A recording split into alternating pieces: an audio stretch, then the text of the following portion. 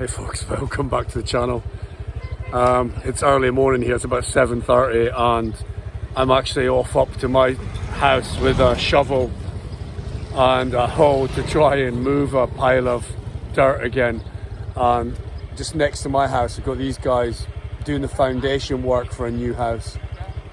And you can see they've got like this granite volcanic, well, I'm not sure, what's the name of that rock? Very, very hard rock. The granite-esque rock, and they're building the foundations. And yeah, I just stopped to have a look.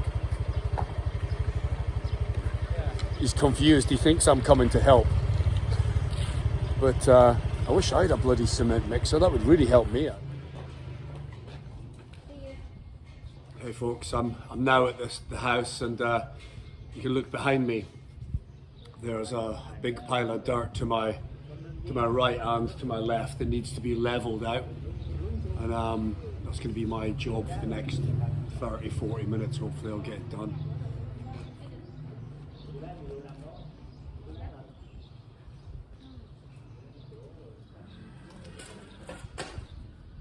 Neighbours round for another look as well, so they all seem quite friendly. So let's get going.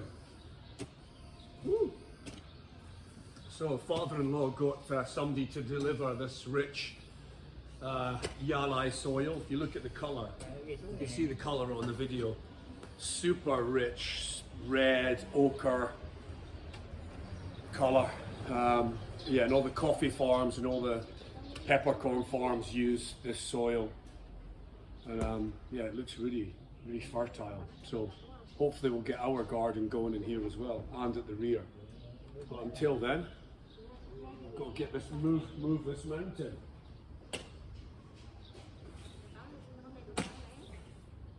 So my job is just to level it out. Serious, like shoveling stuff. Probably less than 20 minutes. I hope not to go and do something else. Goodbye, see you. So you should be careful. See you at home, yeah? Bye.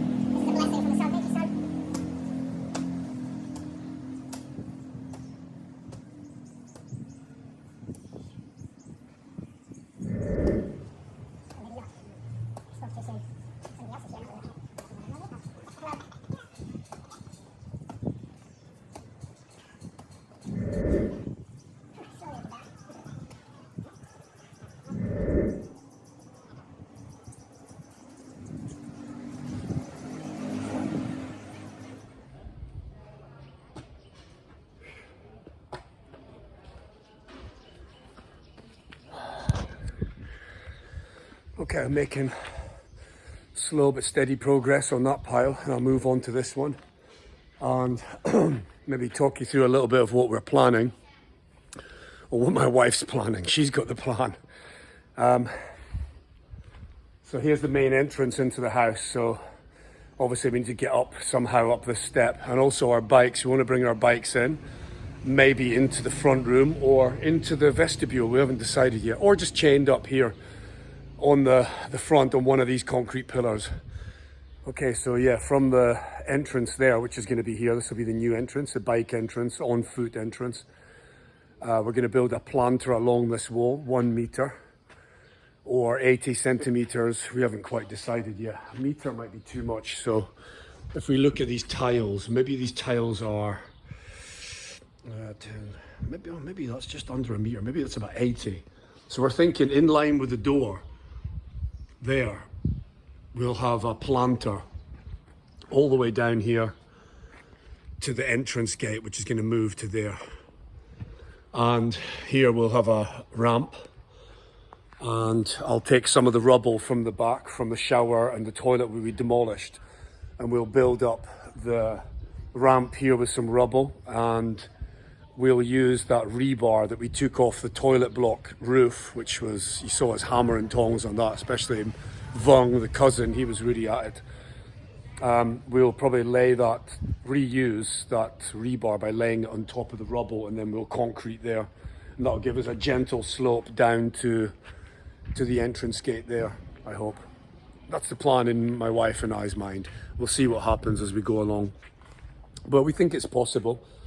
So yeah, we'll have like a 80 centimeter or 1 meter planter along the wall, which I think is really good. We'll put herbs, and I think edible stuff's far more beneficial than having just some perennial flowers. We will have a fruit tree in keeping with the local custom, but I think like having herbs and usable vegetables in there is more beneficial for us as a family. We don't have to go and buy lemongrass or whatever. But lemongrass is quite a big bush, so we'll have to work that out, maybe at the rear or at the front. Okay folks, so enough talk, let's get back. Okay, I should get my shovel in hand again and get going, so here we go, back to work.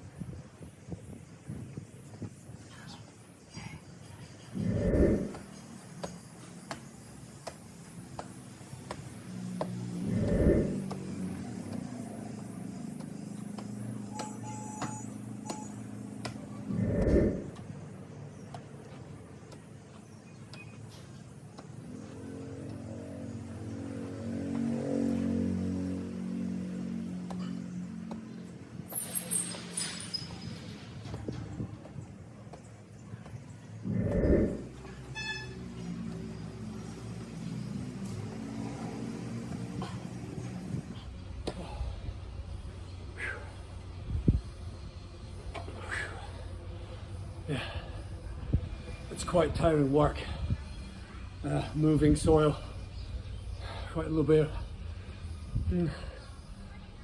catch my breath, quite laborious, and it is made a little bit easier today because it's a little bit overcast. You might be able to see behind me there, there's a bit of cloud cover today. It is still quite early in the morning, but hopefully I'll be finished up here anyway. So once the severe sunshine comes out about 10 or 11, I'll be done. I'll be indoors painting.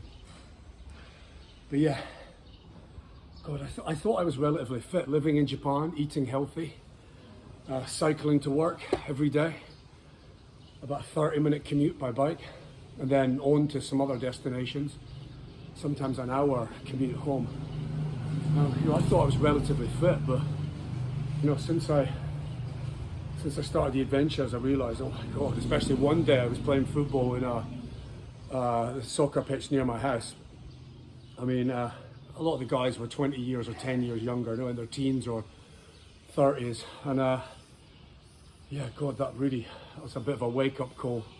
Yeah, so yeah, I'll maybe find a local gym and get more of my core muscles toned up. It's probably a good time at this stage in my life. But yeah, also the last 6-7 weeks since we've been here, I've definitely eaten less, probably due to the heat, suppressing your appetite a little, but just the way people eat, it's much more relaxing, and it's less on the go kind of eating, which I've done in the past. It's more like sit down, eat, it's like set times to eat, so I'm sure that's beneficial for your metabolism. And yeah, I definitely feel a bit healthier, not so heavy and lethargic. But I'm sure the build's going to help me get that sorted and knock that right out of me. Okay, let's crack on back to the build. Let's go.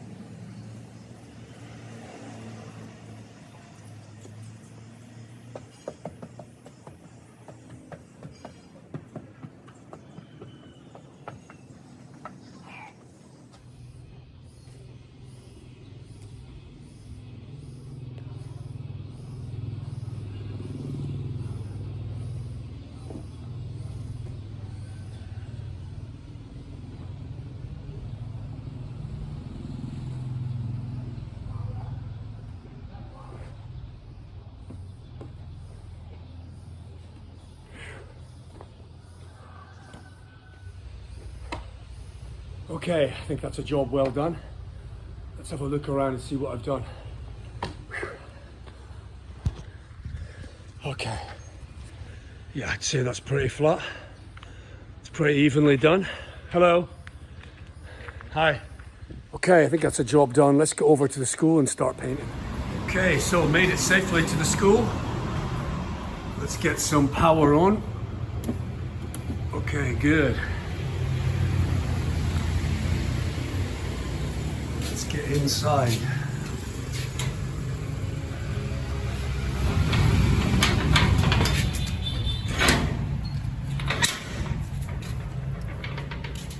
There she blows. Door slowly coming to shape.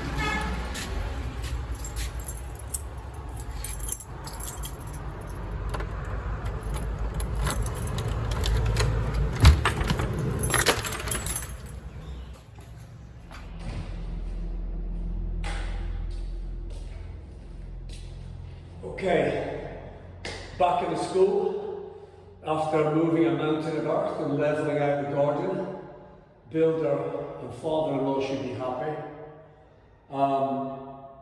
This morning's job is to give this place, guess, another lick of paint, yeah. You can probably see there, the walls are still a little bit of a grey tinge, and I need to give it a few more coats just to get rid of that, make it look happier, because there's nothing worse than a slightly grey tinge to white, look rather sad if they're. And then once I'm finished painting, I'll get this floor done. Like I mentioned in another video, still not sure which avenue to take with regards to the floor, because it is very smooth. It's almost like polished concrete. But yeah, I'm just wondering if it's smooth enough to paint with gloss paint or to cover with very thin vinyl. So it's got a nice, like, really tight, smooth contact to the concrete, so the less chance of ripping. You know, the fluffy, airy vinyl flooring, it just gets torn up, especially in a children's environment. So I'm thinking this very hard, thin stuff will be more robust and be able to take a little bit of a beating. You know, chairs and pencils and other stuff being dragged across it. So. Okay, so let's get painting.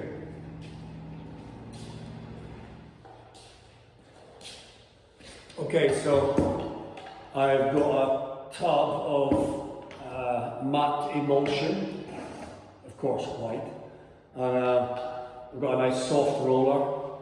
I'll give that a quick wash just to loosen up the fibres, and I'll try and go over some of the smoother parts of the wall with the roller. I'll use the brush on the rougher parts of the wall, because I think it's difficult for the roller to get into the rougher parts of concrete. I think brushes tend to have a better effect on that. So with that, let's get the roller washed. I'll get the brush washed as well, and then we'll get painting. Yoo. Okay, job done. I've got these two washed. Right, I think some of these areas up here are the worst. Definitely this wall at the back here is red, so I'll get on that first.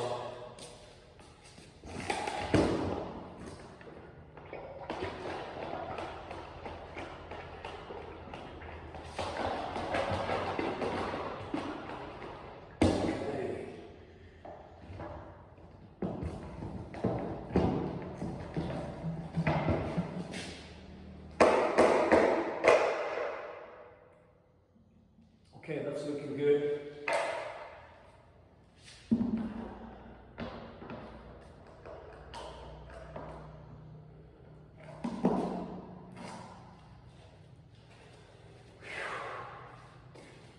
I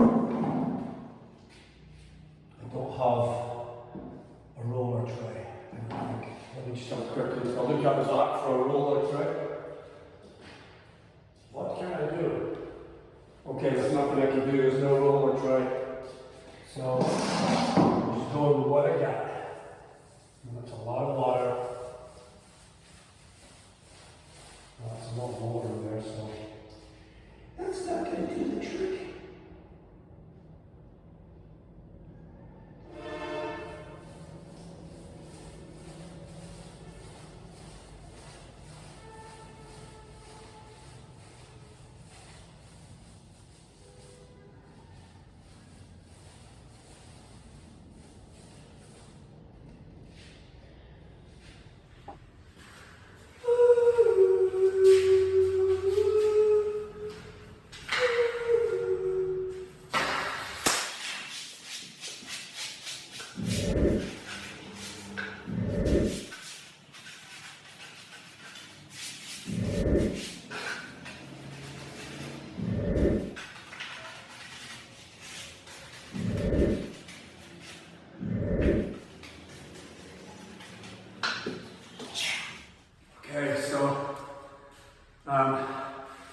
trying to get the skirting area done on the walls. Because I've kind of left that to last because I was unsure what to do. So I've still got matte emulsion left, so I'm just going to give it 1 or 2 coats of white emulsion today, and then think about the 1 meter border, which colour to do so the room's not too dull. But I'll get this finished today. I'll make the room look a little bit better and brighter. You can maybe see on the wall there, I put some matte emulsion on there, but it's quite watery, so it's made the current coats of paint translucent.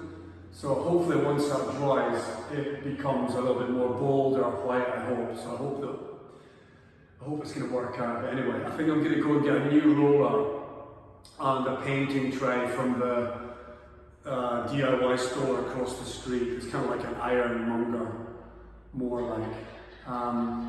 Okay, so let's get this done first.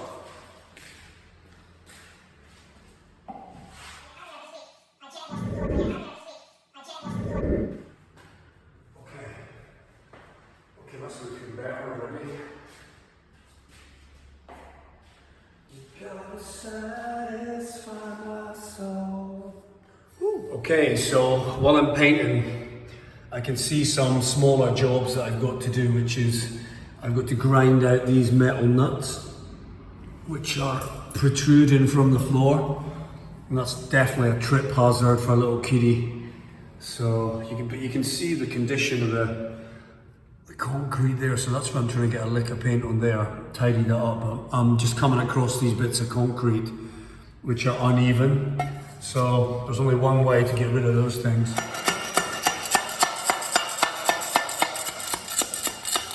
Okay.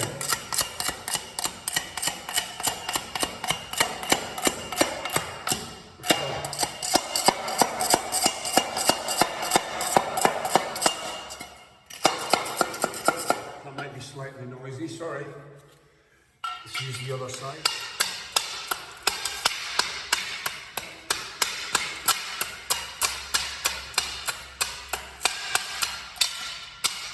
I'm sure that's a right racket for you online. Okay, I'm sure that's really noisy. Okay, let's get the big boy again.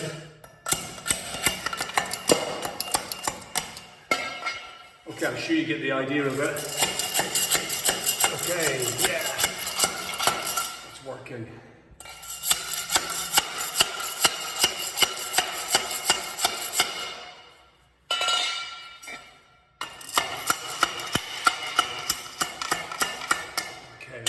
All the crap coming out. Okay, I'm going to quickly cut. Okay, well, a little bit of brute force, and my buddy, the steel bar, we got rid of those bloody screws. See ya. Okay, good. The wall's looking nice and clean now. I can get in there and give it a good coat of paint, and I'll clean up all that dust there, that concrete dust, and get it out of the way, and finish off right into the corner. Oh, lots of stuff to do. So, as I've said before, there's a lot of loose ends to tidy up right now, and they're kind of the less exciting, and sometimes the things that you end up procrastinating the most. So anyway, I've got to persevere. I've got to finish it, get this room done, and keep the wife happy and keep myself happy and motivated, and then I can start decorating the room as we want it to be. And I might even paint some hand-drawn murals like I've done in the past.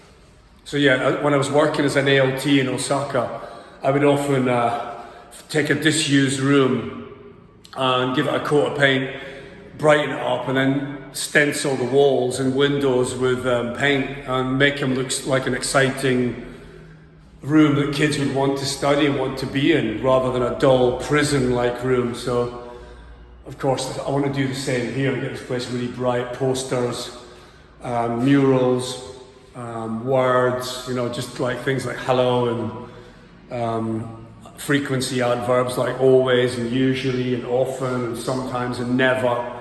So they're visibly noticeable to the kids on a regular basis so they can get used to using them. Yeah, stacks of ideas going on. It's just having the time to do it. So let's get back on. Let's get a roller and a paint tray if I can. Okay, so I'm outside the ironmonger's.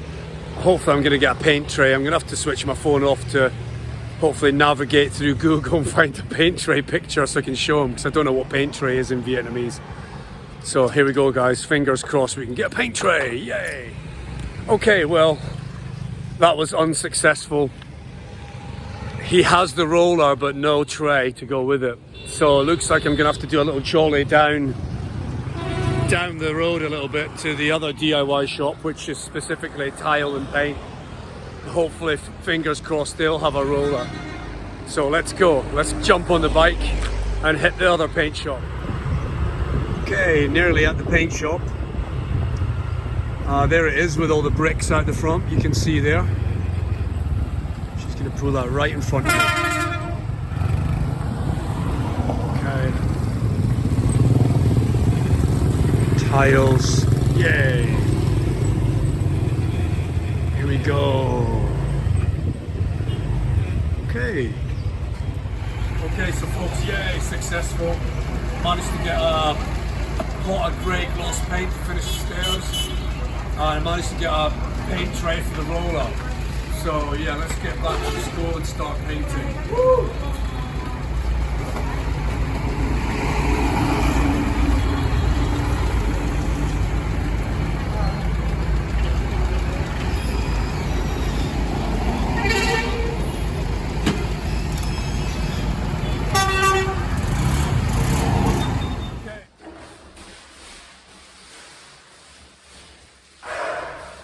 Okay, so I did a quick trip down to the local paint store and I managed to pick up this roller tray, paint tray for $25,000. $25,000 is about $1, I think. So that's not too bad. Maybe less than $1, 95 cents, say. Or in English money, about 75p maybe. So that'll do me.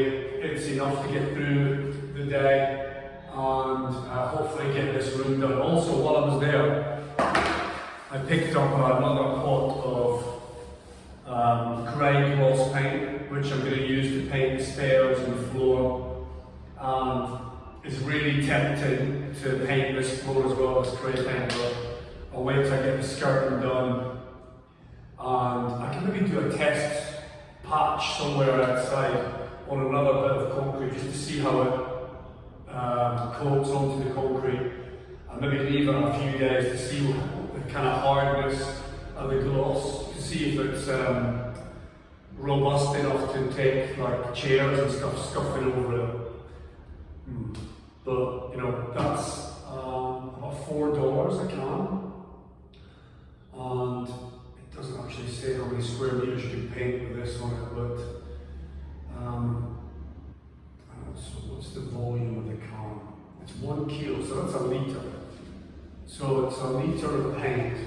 I'll check online how much square meterage I can do with that.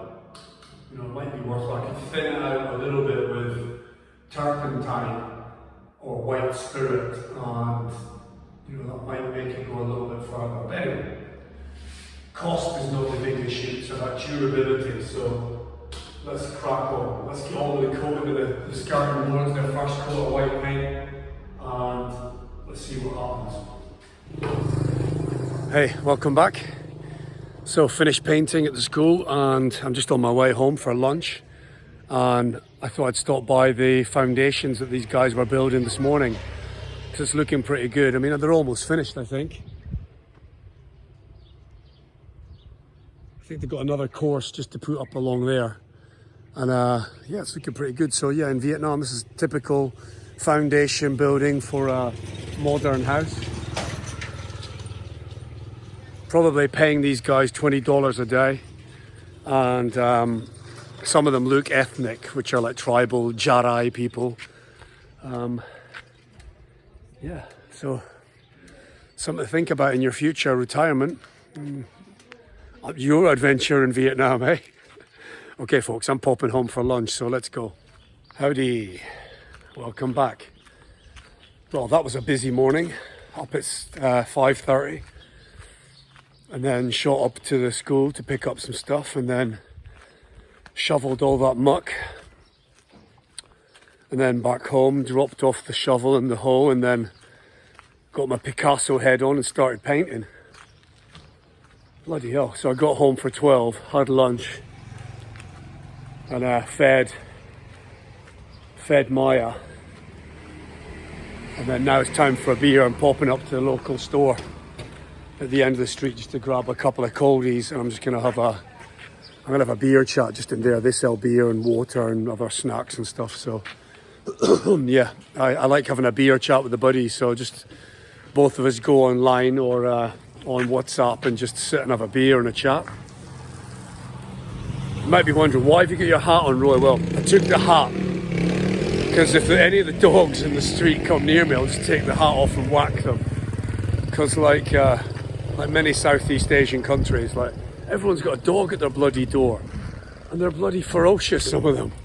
Especially in Thailand. Thailand had the worst dogs ever. They were a nightmare. And there's a grumpy old bugger right on this street, and he hates me. So I took the hat as a safety measure just to whack him with it. So okay, let's get a beer and get back home and have a chat with the buddies. Hello? Hello, is there MD there? Okay, so I scored a bag of beer. Heading back to the house to chill out for a bit. Do love the colour of these houses. 1997, that one. And look, he's got a pile of rice hulls there for fertiliser. And now, once I start making beer, I'll be asking him for some of them. Let them dry in the sun to cleanse them a bit more, dry them out, and then wash them before I brew. Now you might be asking, why do you put rice hulls into beer? Well, when you mash a beer, it gets really stodgy and thick and like porridge at the bottom of the pot. So when you try to get all that goodness out of the pot, goodness likes to stick in the ball valve or in the filter, whatever you're using. So what you do is you put the rice hulls in, because of the weight, gravity likes to bring them down to the bottom of the pan first. So they create a natural filter at the bottom of the pot, and then as you start draining, again gravity pulls the heavier stuff down first, and then the other stuff settles on top of the rice hulls, and it just acts as a natural filter, and it prevents getting stuck.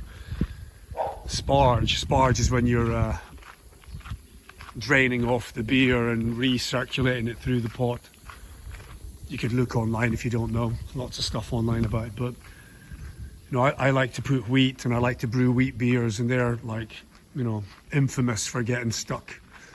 So put a little bit of rice hulls in, especially when you're doing a big brew and there's loads of grain in there, and that removes one headache, because it's a nightmare when you get a stuck sparge. So anyway, enough the geeky brewing stuff, let's get on to drinking beer. Okay, we're back. Cracking space, I love this house. Okay, I think I'm going to sit right on this thing here and just chill. Oh, okay, folks.